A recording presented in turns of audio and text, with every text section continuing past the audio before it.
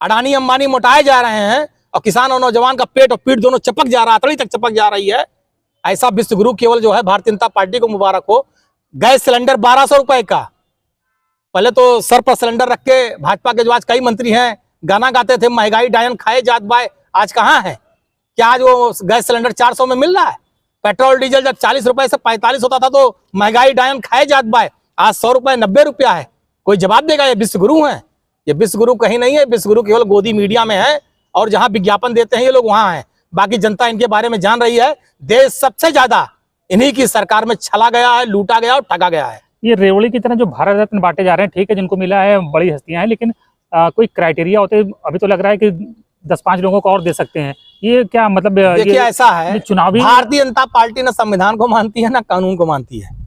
कल मैं पढ़ रहा था, कहीं लिखा था कि एक बार में केवल 3 भारत रत्न दिए जा सकते हैं।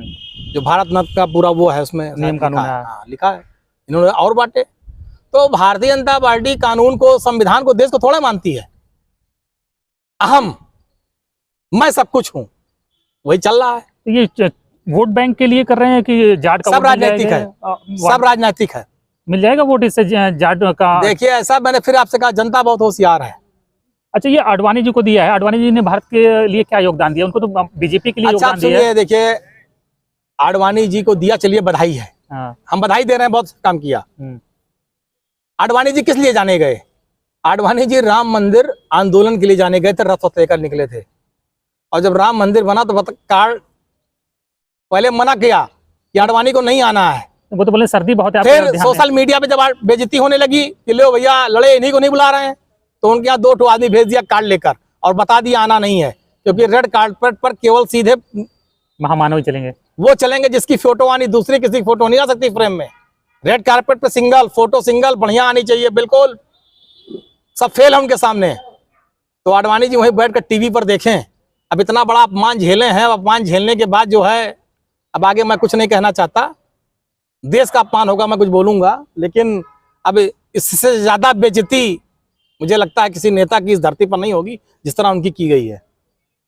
ये नीतीश को जोड़ लिया, जोड़ लिया या तोड़ लिया, अब आपके जयंत चौधरी को जोड़ के तोड़ अच्छा लिया। तो आप देख लीजिएगा, हाँ, ये सबको मतलब अगर बिहार में तेजस्वी यादव, हाँ, आदरणीय लालू यादव जी सबसे ज्यादा सांसद उनके जीतेंगे। नीतीश को पता लग जाएगा कि बिहार की जनता ने उनको वो करारा तमाचा मारा है, वो समझ नहीं पाएंगे जनता ने क्या कर दिया उनके साथ।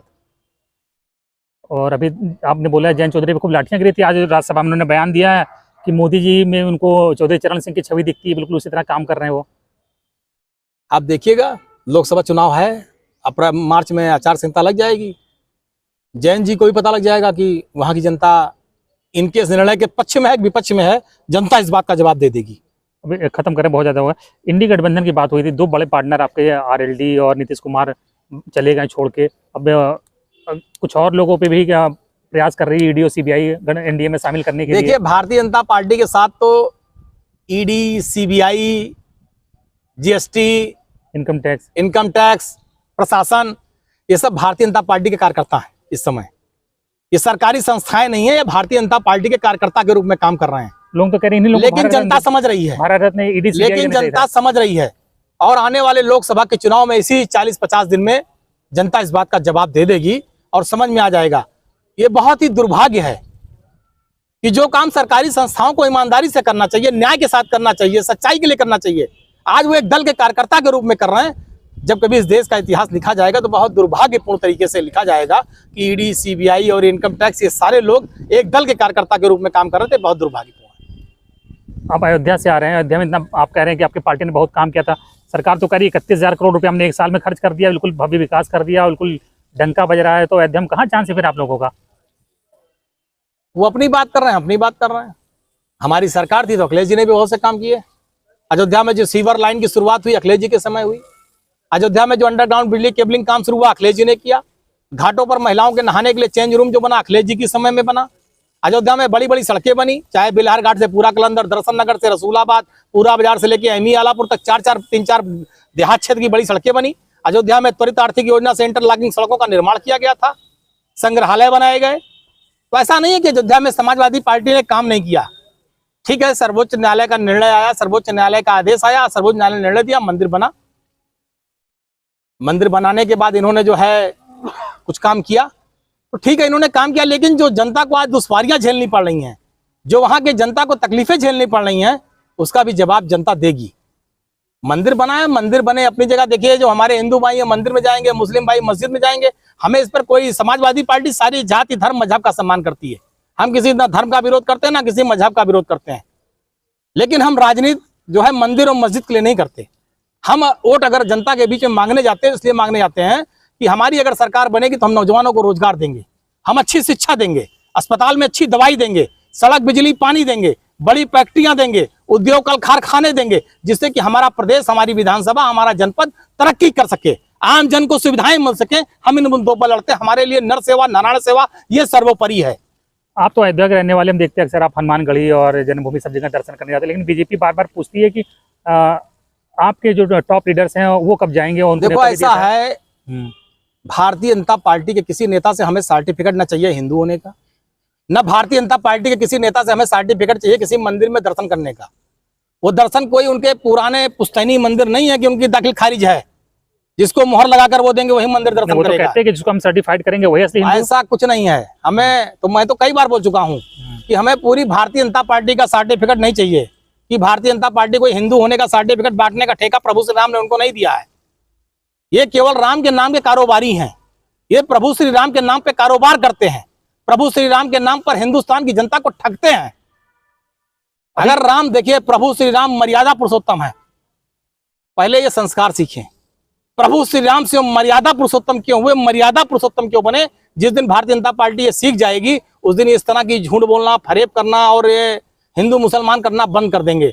इन्हें संस्कार सीखना चाहिए, मर्यादा पुरुषोत्तम प्रभु श्री राम से त्याग सीखना चाहिए, समर्पण सीखना चाहिए, संस्कार सीखना चाहिए, मर्यादा सीखना चाहिए। वो सब भारतीय जनता पार्टी भूल चुकी है, केवल राम के नाम पर वोट लेने की राजनीति करती है और कुछ नहीं है। एक आखिरी सवाल, कांग्रेस के लोग गए थे, अजय राय गए थे, तो बड़ी हूटिंग हुई थी वहां पे उनकी और काफी दुर्भाग्यपूर्ण इंसल्ट किया गया था। तो अगर आपके जब नेता तो कह चुके हैं कि वो फैमिली के साथ जाएंगे, तो कहीं अखिलेश जी जाएंगे तो इस तरह की हूटिंग वहां पे जो बीजेपी कार्यकर्ता ऐसा है, सुनो, हाँ, समाजवादी पार्टी का लाखों कार्यकर्ता है और आपके सामने बहुत ईमानदारी से कह रहा हूँ, किसी की इतनी हैसियत नहीं आंख दिखा ले। न अखिलेश यादव जी इतने कमजोर हैं, न समाजवादी पार्टी इतनी कमजोर है, और न समाजवादी पार्टी का कार्यकर्ता इतना कमजोर है। हमारी पार्टी देश चलाना जानती है, प्रदेश चलाना जानती है और लाठी चलाना भी जानती है। मुकदमा लिख जाएगा, जेल चले जाएंगे, जेल चले देखा जाएगा। विनय न माना जलद जड़, गए 3 दिन बीत, अब बोले राम सकोप तब भयभीन होए न प्रीत। ये याद रखें, किसी ने जरा भी बदतमीजी की तो हमारे ऐसा कार्यकर्ता हाजिर हैं। जैसे हमारे लोग बताते हैं ना कि ये लोग गाय भैंस वाली पार्टी है, हमारी पार्टी कहते हैं, तो हमारे पास बाद मोटी मोटी लाठियां भी हैं तेल लगाई हुई। तो देखिए अखिलेश जी तो अयोध्या जाएंगे, वो कह चुके हैं कि फैमिली के साथ जाएंगे, लेकिन पवन पांडे जी ने क्लियर कर दिया है कि अगर कांग्रेस के नेताओं की तरह किसी भाजपा के कार्यकर्ता ने वोटिंग करने की कोशिश की उस दिन, तो फिर इलाज समाजवादी तरीके से होगा। हाँ, ये सब कुछ नहीं, बदतमीजी बर्दाश्त नहीं कर देंगे। ना हम उनके नेताओं का कहीं अपमान करते हैं, जैसे उनके नेता डेली दर्शन करने आ रहे हैं, दर्शन करने के लाद के लाए जा रहे हैं, लाद के। अरे भाई, जिसकी श्रद्धा होगी दर्शन करने आएगा। ये तो चुनावी स्टंट है, लाद लाद के लाए जा रहे हैं कि देख लो हमने क्या किया, देख लो हमने क्या किया। ये लाद लाद के ला रहे हैं। हमारी श्रद्धा होगी, हमारी श्रद्धा प्रभु श्री राम में है, हम बिल्कुल जाएंगे, बांधे बनिया और हम प्रभु श्री राम से प्रार्थना करेंगे हाथ जोड़कर कि जो देश को बेच रहे हैं, देश को खोखला कर रहे हैं, नौजवानों, किसानों, दलितों, पिछड़ों, अल्पसंख्यकों, अगड़ों को लूट रहे हैं, ऐसे लोगों से इस देश को मुक्ति दिलाओ प्रभु श्री राम। प्रभु श्री राम इस देश का भला करो, उनसे यही विनती करेंगे। बिल्कुल। तो कैसा लगा आपको ये इंटरव्यू, कमेंट बॉक्स में कमेंट करके जरूर बताइएगा। धन्यवाद।